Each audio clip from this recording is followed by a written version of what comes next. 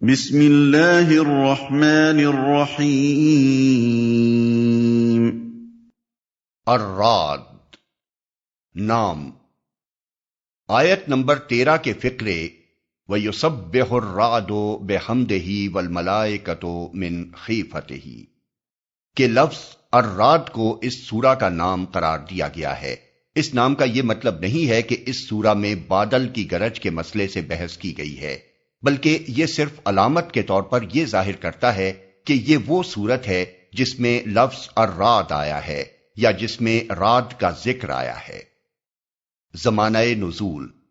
رکوع 4 اور رکوع 6 کے مضامین شہادت دیتے ہیں کہ یہ سورت بھی اسی دور کی ہے جس میں سورہ یونس، ہود اور اعراف نازل ہوئی ہیں، یعنی زمانہ قیام مکہ کا آخری دور۔ انداز بیان سے صاف ظاہر ہو رہا ہے کہ نبی صلی اللہ علیہ وسلم کو اسلام کی دعوت دیتے ہوئے ایک مدت دراز گزر چکی ہے۔ مخالفین آپ کو زک دینے اور آپ کے مشن کو ناکام کرنے کے لیے طرح طرح کی چالیں چلتے رہے ہیں۔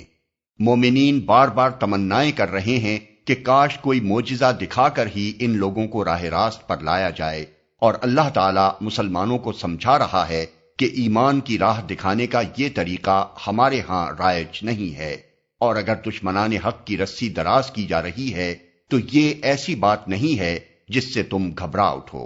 پھر آیت 31 سے یہ بھی معلوم ہوتا ہے کہ بار بار کفار کی ہٹ دھرمی کا ایسا مظاہرہ ہو چکا ہے جس کے بعد یہ کہنا بالکل بجا معلوم ہوتا ہے کہ اگر قبروں سے مردے بھی اٹھ کر آ جائیں تو یہ لوگ نہ مانیں گے، بلکہ اس واقعے کی بھی کوئی نہ کوئی تعویل کر ڈالیں گے۔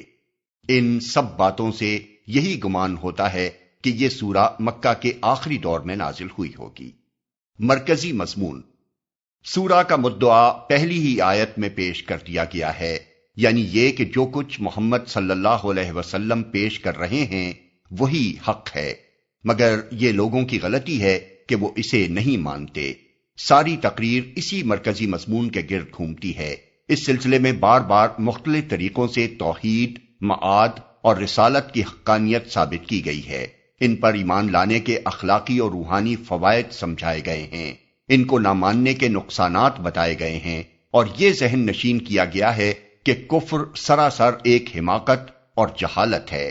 پھر چونکہ اس سارے بیان کا مقصد محض دماغوں کو مطمئن کرنا ہی نہیں، دلوں کو ایمان کی طرف کھینچنا بھی ہے، اس لیے نرے منطقی استدلال سے کام نہیں لیا گیا ہے، بلکہ ایک ایک دلیل اور ایک ایک شہادت کو پیش کرنے کے بعد ٹھہر کر طرح طرح سے تخویف، ترغیب اور مشفقانہ تلقین کی گئی ہے تاکہ نادان لوگ اپنی گمراہانہ ہٹ دھرمی سے باز آ جائیں۔ دوران تقریر میں جگہ جگہ مخالفین کے اعتراضات کا ذکر کیے بغیر ان کے جوابات دیے گئے ہیں اور ان شبہات کو رفع کیا گیا ہے جو محمد صلی اللہ علیہ وسلم کی دعوت کے متعلق لوگوں کے دلوں میں پائے جاتے تھے یا مخالفین کی طرف سے ڈالے جاتے تھے۔